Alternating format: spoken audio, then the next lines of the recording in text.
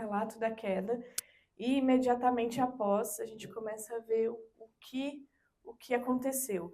A gente falou sobre o pecado começar com uma coisa e ir se espalhando e se tornar uma coisa muito grande. E a gente já vai vendo o relacionamento entre Deus e o homem ali, que acontecia de forma perfeita naquele jardim, ela já começa a ter os ruídos, né? Já começa a ficar instável e a gente já vai vendo que essa relação já não vai ser boa como antes, porque houve uma quebra, houve um rompimento ali. Deus faz o que sempre fazia, mas há um confronto, há um diálogo diferente do que acontecia antes, e há esse entendimento de que houve a quebra da ordem que foi dada, e ali já começa, né, o jogar a culpa um ao outro, o já se esquivar, as desculpas, diante desse ato que foi errado. Então a gente vai ver agora os aspectos. Tem várias referências agora dessa vez, se vocês quiserem ir tirando fotos e anotando, porque a gente não vai ler todos os textos, mas a gente vai lidar com esses aspectos. Então a gente vê aqui 3 pontos, né? A natureza do pecado, o ato e a culpa. Esses são os aspectos em si. A natureza é essa tendência natural que o ser humano, né, vai ter para o mal desde o seu nascimento a partir desse momento. A partir da queda, todos os homens nascem dessa forma. A gente vai detalhar isso melhor. É uma, mas uma característica dessa natureza é que ela é intrínseca, e ela é permanente, mesmo depois que a gente tem um encontro com Cristo. A gente vai lidar com o pecado a vida toda, né? Até que a gente vá para o céu ou que Cristo venha. Mas isso é uma realidade nossa. Esses textos ajudam a complementar essa ideia. A questão do ato são as práticas, tendo essas atitudes, né, que a gente comete, que desagrada a Deus. Todos aqueles conceitos que a gente viu do pecado desagradar a Deus, ser algo contra Ele e ferir a sua santidade. Todas essas questões a gente nomeou também, né, tudo isso, a gente falou de inveja, de egoísmo, de idolatria, vários outros exemplos, e que atinge tanto as pessoas que são salvas quanto aquelas que não são salvas, conhecem a Cristo, e as que não conhecem. E também a questão da culpa. A culpa é a condenação que existe, que foi imposta ao homem assim que a queda aconteceu. Todos os homens nascem sob essa condenação, assim como a natureza. É a partir daí que a criação, que tudo aquilo que Deus estabeleceu como perfeito, criou para isso, ela se desestabiliza. Então, a gente lida com esses 3 aspectos, e um dos versículos que nos dá base para isso é de Romanos 3:23, que pois todos pecaram e não alcançam o padrão da glória de Deus. Isso também nos remete àquilo que a gente já viu, de que Deus cria um mundo perfeito, toda a criação com seus mínimos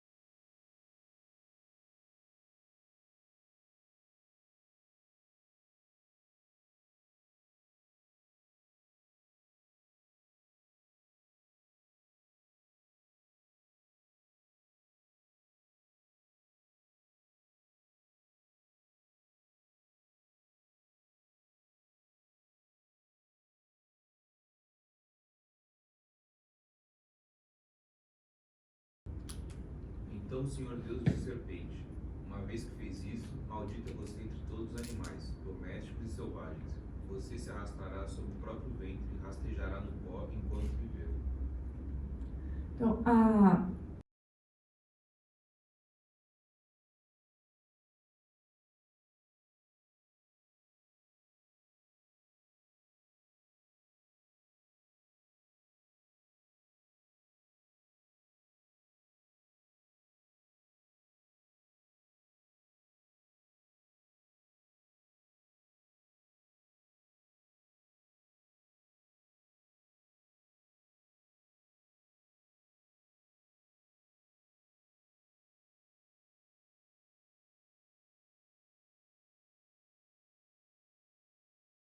Farei que haja inimizade entre você e a mulher, e entre a sua descendência e o descendente dela. Ele lhe ferirá a cabeça e você lhe ferirá o calcanhar. aqui a gente já li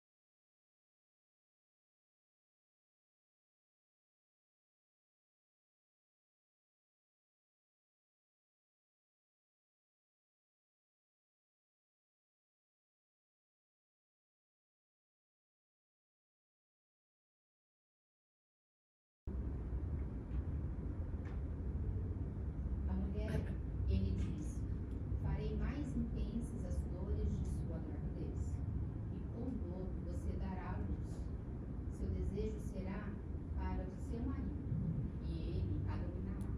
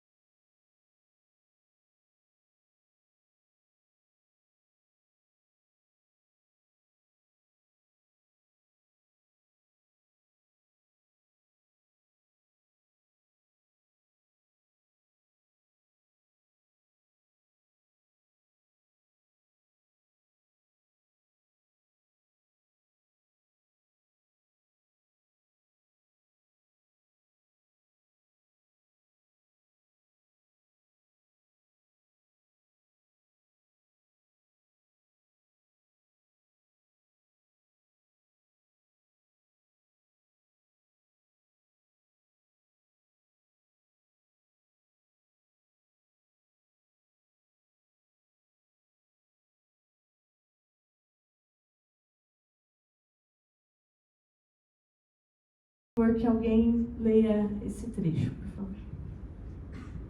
E ao homem ele disse: uma vez que você deu ouvidos à sua mulher e comeu da árvore cujo fruto ordenei que não comesse, maldita é a terra por sua causa. Por toda a vida terá muito trabalho para tirar da terra seu sustento. Ela produzirá espinhos e ervas daninhas, mas você comerá de seus frutos e grãos. Com o suor do rosto você obterá alimento, até que volte à terra da qual foi formado, pois você foi feito do pó e ao pó voltará. O homem, Adão, deu à sua mulher o nome de Eva, pois ela seria a mãe de toda a humanidade. E o Senhor Deus fez roupas de peles de animais para Adão e sua mulher.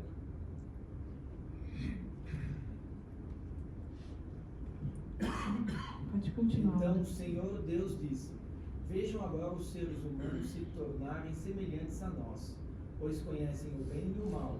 Se eles tomarem do fruto da árvore da vida e dele comerem, viverão para sempre. Para impedir que isso acontecesse, o Senhor Deus os expulsou do jardim do Éden e Adão passou a cultivar a terra da qual tinha sido formado. Depois de expulsá-los, colocou querubins a leste do jardim do Éden e uma espada flamejante que se movia de um lado para o outro, a fim de guardar o caminho até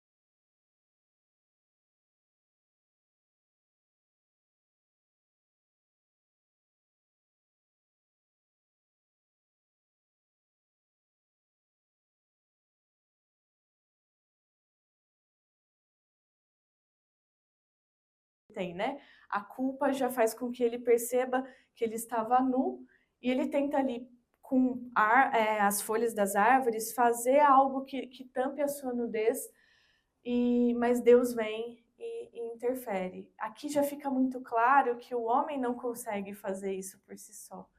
Ele vai precisar da interferência de Deus. E a gente vê também que a morte entra aqui nesses aspectos que a gente já está falando, mas o Senhor Deus fez roupas de peles de animais.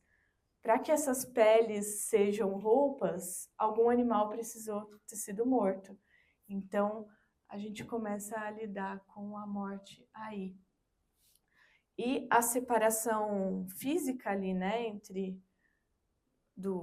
sobre o jardim, Deus tira o homem dali do jardim e coloca uma guarda, né? Ele monta uma guarda com querubins ali. Então, a gente vê a maldição sobre a terra, essa questão do trabalho, a morte e a expulsão do Éden. Geograficamente, né? Eles não estão mais ali, naquele espaço onde eles estavam, mas também espiritual de estarem longe de Deus agora. Então, um resumo dessas consequências, né, é que todo pecado acaba afetando outra pessoa. Aqui a gente viu Eva indo em direção ao fruto, mas Adão também peca junto e isso traz consequências para toda a humanidade. E a gente não deixa de pecar contra Deus, né? É um relacionamento pessoal ali também, mas a gente precisa ter consciência dos nossos atos, de como eles nos afetam, para que a gente também vá atrás dessa resolução, né? A gente deve pedir perdão a Deus, mas muitas vezes a gente ofende o nosso próximo, a gente precisa lidar com isso. E uma vez que esse pecado acontece, não tem como voltar atrás. A gente precisa lidar com as consequências dele. Sejam elas consequências pequenas ou enormes e desastrosas. Daí também vem essa ideia errada que muitas vezes a gente tem de pecadinho, pecadão. Isso não existe, é pecado. A gente lida com consequências pequenas e lida com consequências maiores, mas são consequências e diante de Deus a gente está ferindo esse padrão que ele estabeleceu, a gente está indo contra a santidade dele, então pecado é pecado, não tem tamanho. Então a gente começou a ver aqui que o pecado nos afeta de maneira geral e a gente herda esse pecado. E Charles Wright é o autor de um livro que a gente usa bastante como base, ele tem uma teologia mais assim, para uma introdução mais fácil, de mais fácil compreensão, e ele fala sobre isso, que o pecado herdado é o estado pecaminoso em que nascem todas as pessoas. A partir de Adão e Eva, a gente precisa lidar com essa realidade. E aí, 2 versículos que nos ajudam a pensar sobre isso é o texto de Efésios 2:3, que fala: todos nós vivíamos desse modo, vivíamos aqui porque ele já fala de um encontro com Cristo, então é uma realidade diferente. Então, seguindo os desejos ardentes e as inclinações de nossa natureza humana, éramos por naturezas merecedores da ira como os demais.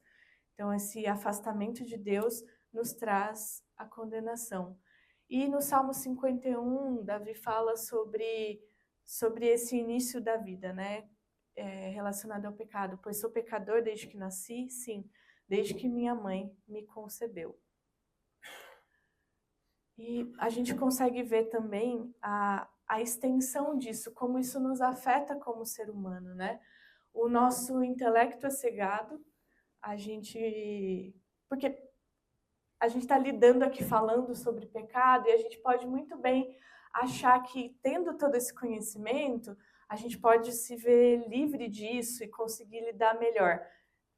O conhecimento pode nos ajudar, sim, a termos mais consciência daquilo que a gente vai fazer, pensar antes de agir, mas não tem como, a gente vai lidar com isso, é uma luta, uma guerra constante, mas a nossa percepção das coisas ela é alterada. O pecado mancha a nossa visão. A gente não consegue mais lidar com as coisas como foram estabelecidas antes. As nossas emoções também são corrompidas. Por isso a gente tem os conflitos. A nossa vontade está aprisionada ao pecado. Essa é a batalha, né? Essa é a luta do ser humano. Enquanto aqui na Terra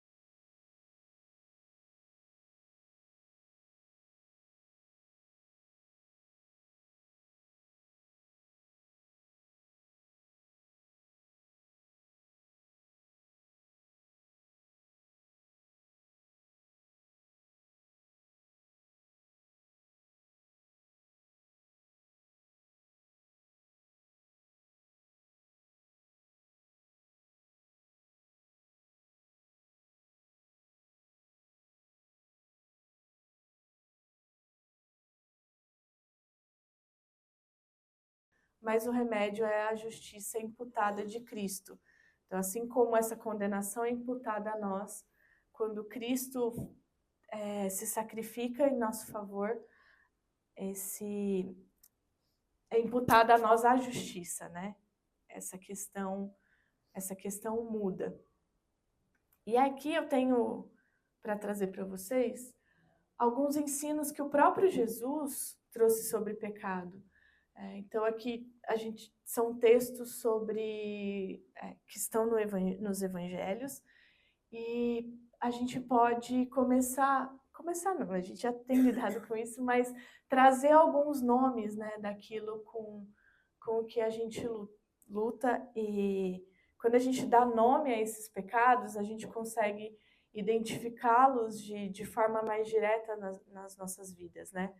Então a gente fala, somos pecadores e tal, parece algo muito distante, mas quando a gente fala que a gente está sendo hipócrita, a gente fala uma coisa e age de outra forma, a gente tem uma imagem perfeita diante das pessoas, mas lá em casa, sozinha, a gente age de outro jeito. Quando a gente fala sobre ganância, de querer mais do que aquilo que Deus já tem nos dado, de querer alcançar o que o outro tem, isso já vai lidando com inveja, cobiça, isso fica mais pessoal, né? Então, a gente precisa aprender a dar nomes, a não lidar de forma impessoal, né? Essa é a questão. Então, por mais complicado e difícil que seja, façam essa reflexão sempre. Dê o nome exato. Entenda qual é o problema com o qual você está lidando, para que você também entenda a solução, né? Você entenda o que é realmente aquilo que você precisa mudar. Então, é um estudo interessante, se vocês quiserem ler cada um deles e ir se analisando, né? Não é algo agradável, muitas vezes, mas uma frase que sempre me vem à memória, eu não sei se ela é de alguém ou é só um pensamento que foi formulado, mas diz que enquanto o pecado não é amargo, Cristo e a salvação não é doce. A gente tem uma perspectiva melhor sobre a salvação de Cristo quando a gente sabe realmente o quão podre pode ser o nosso agir, né? E aí, as consequências de todos esses pecados, né? Cada uma daquelas coisas traz a perda de comunhão com Deus. A gente já tem esse afastamento, né, que a gente herdou, a gente já lida com essa distância de Deus, mas essa comunhão, esse relacionamento com Cristo, com o Espírito Santo, ele pode ser... a gente pode ser intencional nisso, né? E quando a gente peca, essa comunhão novamente é estragada, é manchada. A gente também lida com a perda da alegria, porque ter o Espírito Santo conosco nos traz alegria, nos traz uma nova perspectiva sobre a nossa realidade, e a gente perde isso. A alegria de estar em Cristo, a alegria da salvação, ela é manchada pelo pecado. As nossas orações também são enfraquecidas. É diferente quando a gente está orando e está em pecado. Se não há uma confissão, se não há um arrependimento, isso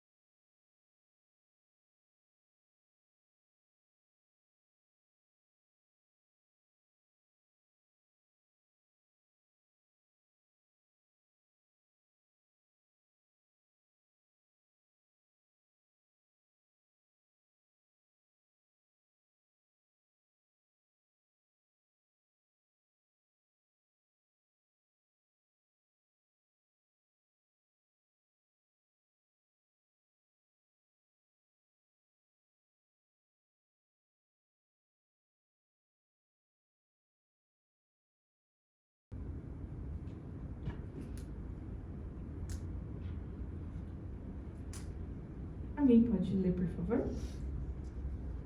Seus discípulos perguntaram: Rabi, por que este homem nasceu cego?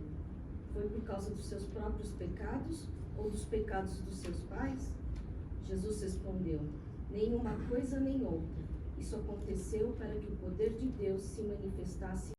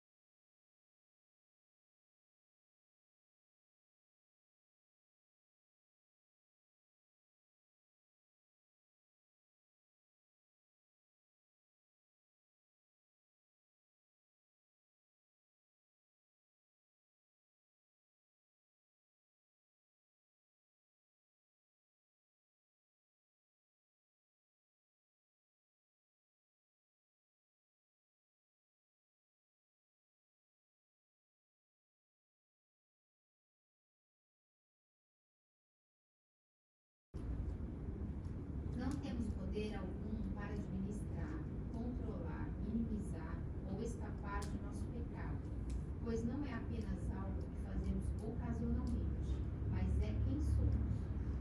No entanto, quando se trata da condição de pecado, essa desesperança é a única porta de entrada para a esperança. Se vamos algum dia buscar e celebrar a graça redentora, perdoadora, transformadora e libertadora de Deus, por meio de seu Filho Jesus, precisamos abandonar qualquer esperança em nossa própria capacidade de derrotar o pecado. A gente... Você acredita, é o nome do livro. A gente já viu isso, né? A nossa vontade de resolver as coisas por nós mesmos. Quando a gente leu ali Adão e Eva tentando resolver, né, o que tinha acontecido, o problema ali da nudez, de estar completamente exposto diante do pecado, mas a gente precisa se lembrar que não é pelas nossas forças, a gente não tem condição nenhuma de lidar com essa realidade, a gente precisa de Cristo. E eu tenho mais uma frase ainda, se outra pessoa puder, por favor, ler também. Só encontra esperança para os pecadores na pessoa e na obra do Redentor Jesus Cristo, pois o pecado pecado não é uma mera questão de comportamento, mas sim uma questão do coração. Se o nosso problema fosse simplesmente o fato de fazermos coisas erradas, então vários sistemas de gestão comportamental, controle de mudança poderiam nos ajudar no problema. Entretanto, se o pecado, na verdade, é um problema do coração, uma mudança duradoura do comportamento de uma pessoa sempre passará pelo caminho do coração. É um tipo de bazuca no behaviorismo. Sim. Como seres humanos, a gente tenta criar soluções e estratégias mas que afetam totalmente o nosso comportamento, né? E a gente pode ser doutrinado, domesticado, a gente pode criar artifícios para mudar o nosso comportamento. Mas isso não resolve nada, porque o problema mesmo, o problema da humanidade, do ser humano, é o pecado, é uma questão do coração. Então, por mais que a gente encontre recursos, ferramentas e aí ideologias que podem parecer trazer uma solução, um caminho de pensamento, a gente precisa se lembrar que isso pode trazer um alívio ou soluções momentâneas, mas o problema do homem tá relacionado ao seu coração, à sua natureza. E só Cristo pode trazer a mudança completa em relação a isso.